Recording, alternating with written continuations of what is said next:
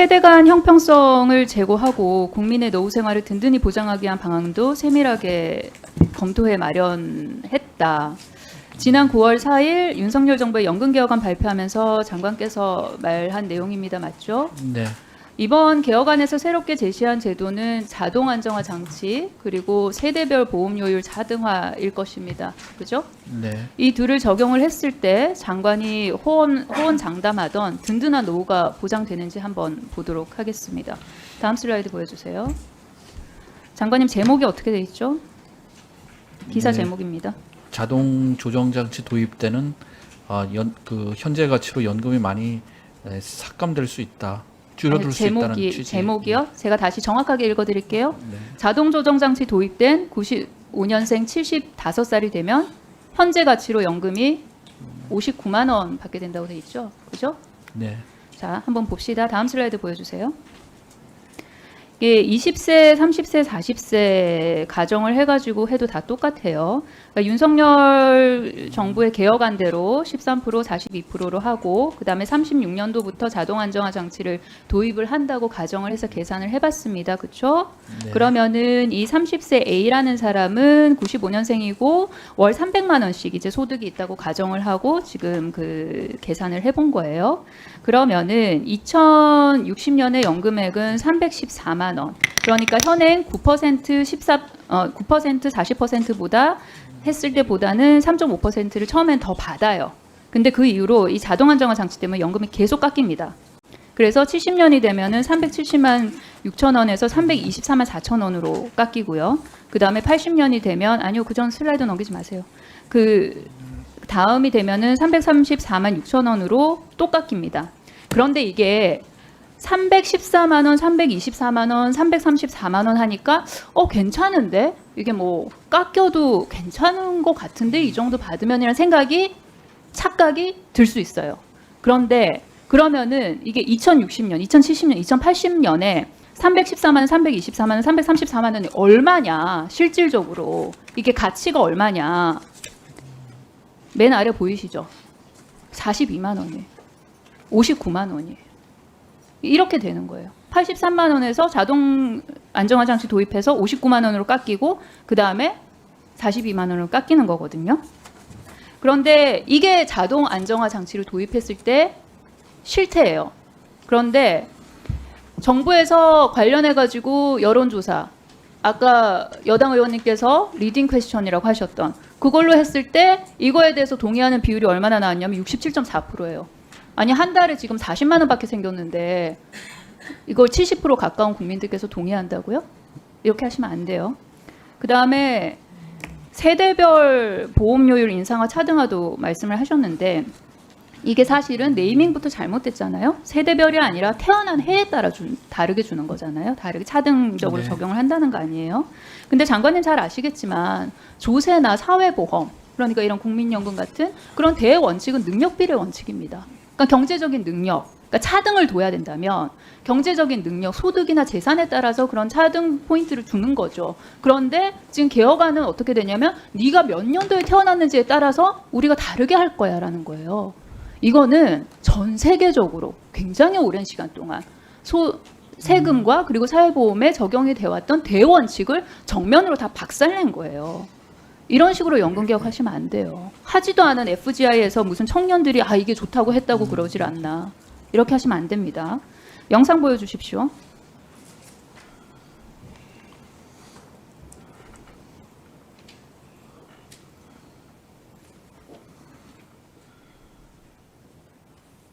필요하면 감사를 검토하겠다고 하셨거든요. 예. 감사하시겠어요? 예. 뭐 검토하겠습니다. 감사를 하겠다는 취지로 답변을 했어요. 이에 대한 그러니까 심평원이 관여한 건 없기 때문에 저는 거기에 대해서는 부정적으로 생각하고 제가 필요성에 대해서 여쭤봤을 때 조금 전에는 없다고 하셨잖아요. 제 생각은 지금은 없습니다. 같은 한방병원협회, 같은 자생한방병원, 같은 하루파고 피퉁군이라는 약제, 같은 비판의 논리, 그러나 장관과 심평원장의 답변은 이렇게 다릅니다. 두 사업 모두 얼마나 자생에 의한, 자생을 위한 자생의 사업인지 한 번 더 요약해서 설명을 드리겠습니다. 첫 번째, 첩약급여화 시범사업도 그리고 자보약침 수가 청구도 한방병원협회에서 낸 의견에 따라서 주도되고 결정됩니다. 이 한방병원협회 신준식 자생한방병원 이사장이 14년째 회장입니다. 임원 3분의 1이 자생한방병원 소속입니다. 사실 첩약도 침약도 이 자생이 한방병원 협회 가면을 뒤집어 쓰고 자생이 원하고 자생이 유리한 의견 제출한 거예요.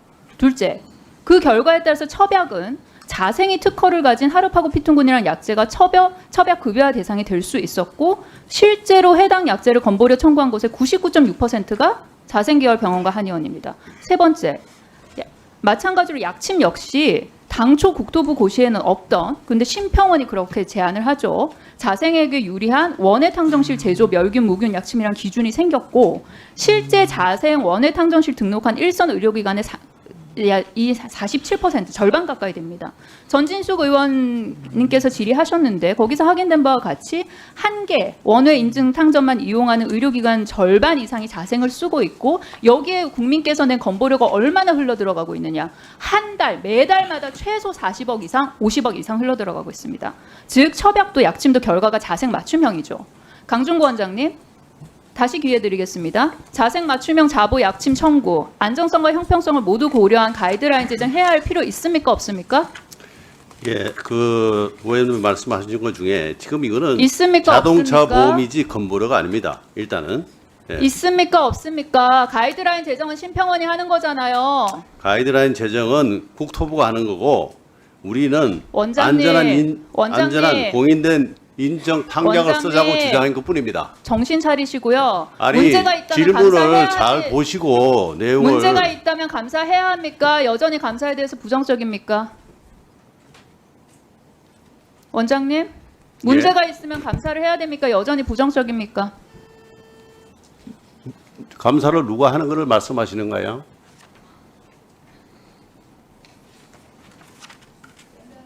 네. 제가 그 말 뜻을 못 알아들어서 그런데 그거 한번 설명 좀 해주시겠어요?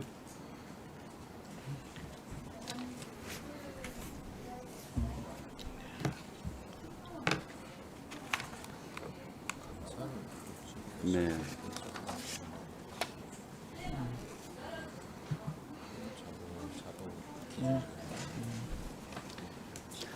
네, 제가 말씀드릴게요.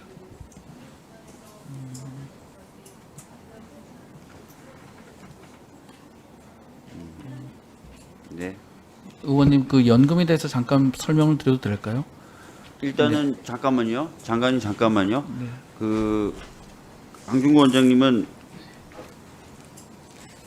한번 그 보건복지부 쪽 그 강선우 간사님이 질의하셨던 그 내용도 좀 한번 확인해 보시고요. 다음번에 제가 한번 다시 확인할 테니까 그런 내용들 좀 확인해서 답변을 좀 준비해 주세요.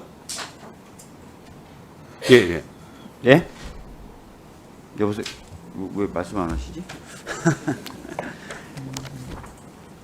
강준구 원장님? 예, 예. 그러니까 지금 강선우 간사님 말씀은 이 문제에 관련해서 조규용 장관님을 상대로 질의도 했었고 또 평가원장님을 대상으로 지난번 감사 때도 질의를 했었고 예. 하기 때문에 그런 내용들을 좀 한번 확인하셔서 답변을 해주실 것을 제가 부탁을 드리겠고요.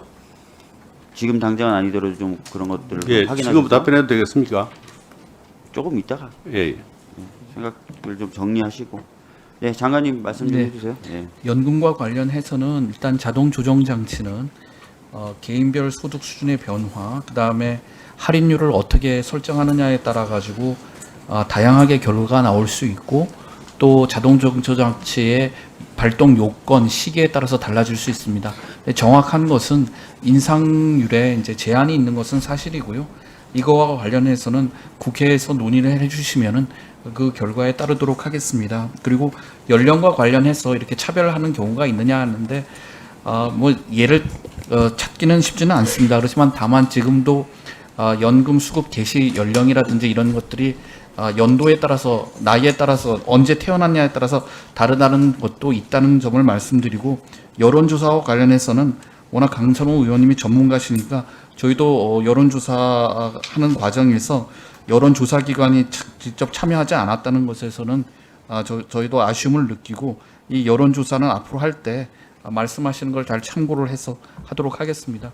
그리고 감사와 관련해서는 제가 그때 두 가지를 말씀을 드렸던 것 같습니다. 그 첩약 시범 사업에 대한 것과 자동차 보험과 관련된 것들에 대해서 감사 필요성을 검토해 보겠다 그랬는데, 우선 첩약 시범 사업과 관련해서는 저희가 이거 쫙 한번 자료를 보고 했는데, 일단은 감사보다는 이제 제도 개선을 추진을 해야 되겠다는 생각을 했습니다. 특히 이제 특정 기관이 영향력을 행사할 우려에 대해서 많이 말씀을 하셨는데요. 지금 건정심에서는 첩약 관련 질병이라든지 대상 기관 같은 건 결정을 하고 있는데, 기본 약제라든지 첨가 약제 같은 경우는 단순히 전문가의 자문만 받고 있습니다. 이것을 이제 위원회를 법제화 같은 걸 해가지고 하고, 또 위원 구성에 있어서도 특정 기관에 쏠리지 않도록 하는 것이 바람직하다고 생각이 들고요. 자동차 보험과 관련해서는 이게 수탁기관이 국토부고, 그다음에 위탁기관이 국토부고 수탁기관이 심평원이기 때문에 일단 국토부에서 필요할 경우에 감사를 하는 것이 바람직하지 않나 하는 생각이 들고, 또 저희가 해보니까 관계기관 협의체를 구성을 해서 이것을 그 개선 사항을 만든다고 하니까 그 협의체 운영 상황을 보아가면서 감사 관련 사항은 국토부랑 협의해 보도록 하겠습니다. 예, 어떻게 정리가 좀 되셨습니까? 국영장관님께서 자동 안정화 장치 관련해 가지고 많은 말씀 주셨는데요. 그 제가 슬라이드에는 미처 다 못 보여드렸지만 그 저희가 네, 복지부에서 마이크가- 받은 자료 안 켜져 있는데도 네. 네. 네. 알겠습니다. 네. 네.